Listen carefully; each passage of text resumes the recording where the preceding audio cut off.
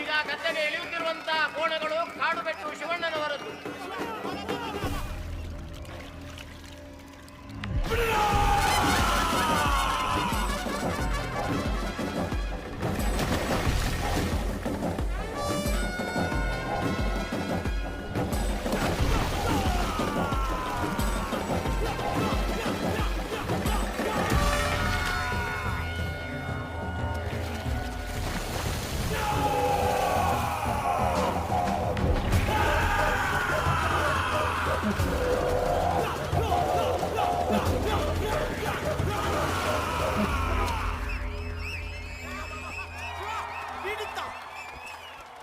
Shiva, ಹೋದ್ಸಲಕ್ಕಿಂತ 2 second ಕಮ್ಮಿಯಲ್ಲೇ ಮುಗಿಸಿದ್ಯಾ ನೀನು.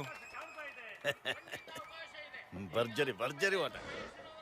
ಈ ಸಲ ಆದ್ರೂ ನಮ್ಮ ಕೋಣ ಗೆಲ್ಬೋದಾ? ಗೆಲ್ಲುದಾ? ಛೇ, ಈ ಸರಿ ಎಲ್ಲ ರೆಕಾರ್ಡ್ ಮುರಿತದೆ. ನೀವು ನೋಡಿ ಅಲ್ಲ ದನಿ. ಯಾರ್ ಗೆದ್ರು ಸಹ ತೊಂದ್ರೆ ಇಲ್ಲಪ್ಪ, ಎಲ್ಲ ನಮ್ಮವ್ರೆ ಅಲ್ಲ.